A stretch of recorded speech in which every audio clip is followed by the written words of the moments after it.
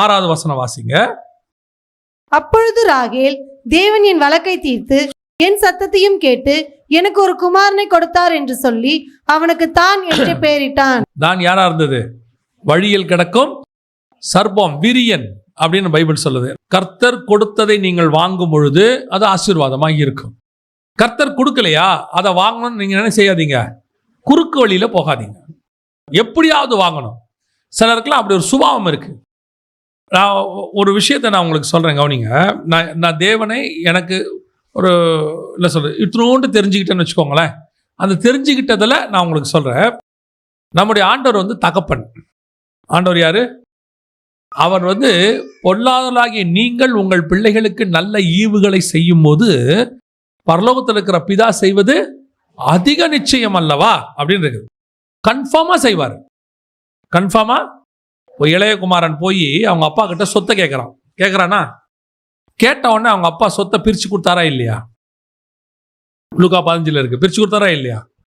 ஒரு வார்த்தை கூட அவங்க அப்பா பேசவே இல்லை. திருப்பி எதிர்த்து, ஏப்பா இந்த சொத்தை நீ அழிச்சிருவ, இது நான் சம்பாரிச்சது, உனக்கு ஏன் கொடுக்கணும், அட்வைஸும் பண்ணல, எதிர்ப்பு தெரிவிக்கல, கண்டிக்கல. அவர் ஒரே காரியம் செஞ்சாரு. கேட்ட உடனே சொத்தை அவர் பிரித்து கொடுத்தார் அப்படின்னு இருக்கு. அப்படிதானே இருக்குது? பிரிச்சு கொடுத்துட்டார்.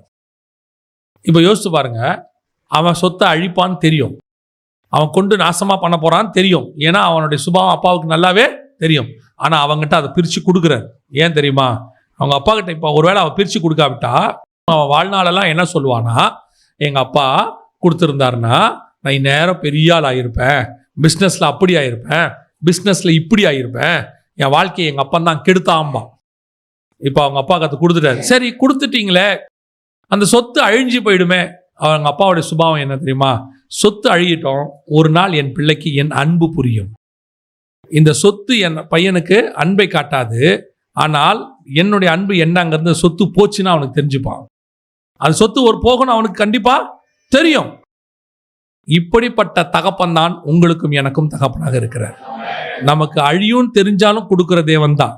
சரி, ஏன்னா எப்படியாவது நீ என்ன தெரிஞ்சுக்கோ, அது உனக்கு யூஸ்ஃபுல் இல்லை, நீ கேட்குற, அழுவுற, கதற, சரி வச்சு தொலை அப்படின்னு கொடுப்பாரு.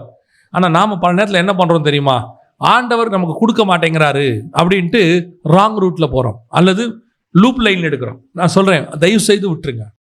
நான் ஊழியத்துக்கு வந்த புதுசில், ஊழியத்துக்குள்ள இல்லை, அதுக்கு முன்னாடியே ஆவியானவர் எனக்கு வந்து ஒரு உதவி செய்தார். ஏன்னா நீங்கள் வேண்டிக் கொள்வது என்னதென்று அறியாது இருக்கிறபடினாலே நமக்கு யார் தான் உதவி செய்யறது? ஆவியானவர் உதவி செய்யறான்னு பைபிள் சொல்லுது ரோமர்ல. எனக்கு ஒரு உதவி செய்தார். என்னன்னா, ஆண்டவர்கிட்ட ஒரு காரியத்தை நான் சொன்னேன். ஆண்டவரே, இது வந்து நான் ஆண்டவர்கிட்ட பண்ண ஜெபம் இன்ன வரைக்கும் பண்ணிட்டு இருக்கிறேன். ஆண்டவரே, நான் நிறைய கேட்பேன், ஆனால் நீங்கள் உங்களுக்கு சித்தமானதை மட்டும் கொடுத்துருங்க, உங்களுக்கு சித்தம் இல்லாத கொடுக்காதீங்க, நான் வருத்தப்பட மாட்டேன்னு சொல்லி. ஏன்னா மனுஷன் சுபாவம் தான், எதையாவது பார்த்தா கண்டிப்பாக என்ன செய்யும்? ஆசை வரும். ஒரு காலகட்டத்தில், அது இப்போ இல்லை, ஒரு காலகட்டத்தில் இப்போ வந்து அவர் கொடுத்தா சோத்திரம், கொடுக்காட்டி கேட்கறதே இல்லை. சோத்திரம் கொடுக்கல, அவ்வளோதான். கொடுக்கலன்னா அது இல்லைன்னு அர்த்தம். அப்போது நான் எவ்வளோ காரியத்தை ஆண்டவர்கிட்ட கேட்பேன், எதுவுமே கிடைக்காது. சில காரியம் கேட்பேன், உடனே கிடைச்சிரும். எதுக்கு நான் உங்களுக்கு சொல்கிறேன்னா, கர்த்தர் சில விஷயங்கள் நமக்கு கொடுக்காவிட்டால் அமைதியாக இருப்பது நல்லது. நீங்கள் அடித்து பிடிச்சி வாங்கினீங்கன்னு வச்சுக்கோங்களேன், அது என்னவா இருக்கும்னா, அது வந்து தான் கொத்திரமாக இருக்கும், விரியனாக இருக்கும், அது பெயின்ஃபுல்லாக இருக்கும். கர்த்தர் கொடுக்கலையா, சரி ஓகே ரைட் பரவாயில்ல, உங்கள் பார்வைக்கு அது தேவையாக இருக்கும், உங்கள் பார்வைக்கு அது நல்லதாக இருக்கும். ஆனால் கர்த்தருக்கு அதோட ஃபியூச்சர் தெரியும். அது உங்ககிட்ட வந்தால் அது உங்களுக்கு என்ன ஆபத்துங்கிறது யாருக்கு தெரியும்? கர்த்தருக்கு தெரியும். அதனால கர்த்தர் அதை கொடுக்காம வச்சிருக்கிறார். நம்ம பல நேரத்தில் என்ன பண்ணுறோம்? வரல, இன்னும் வரல, ஏதாவது பண்ணி வாங்குவோம், யாரையாவது பிடிச்சி வாங்குவோம்.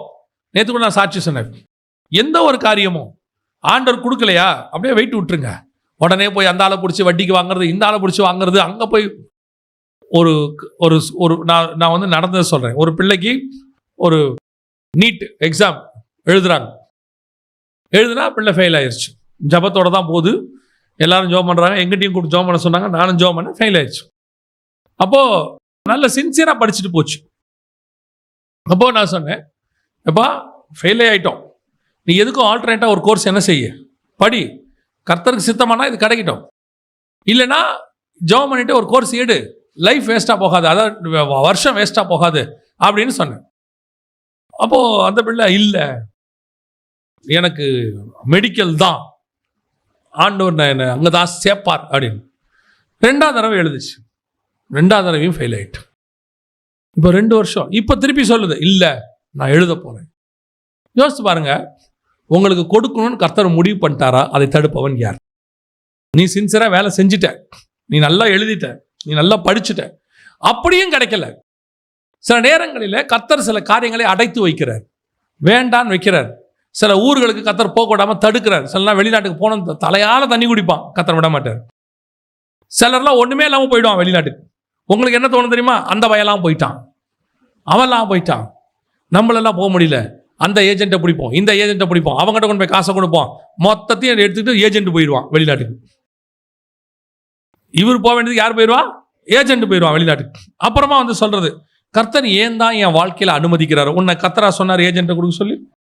பல நேரங்களிலே கர்த்தர் உனக்கு சில வாசல்களை அடைக்கும் பொழுது அது நல்லது. அந்த கதவை நீ உடைக்கணும்னு நினைக்காதீங்க. வசனம் தெளிவா சொல்லுது. வெளிப்படுத்தின விசேஷத்துல சபையை பார்த்து கர்த்தர் சொல்றாரு, ஒருவரும் பூட்டக்கூடாதபடிக்கு திறக்கிறவரும். இதுதான் நம்ம எல்லாருக்கும் பிடிச்சது.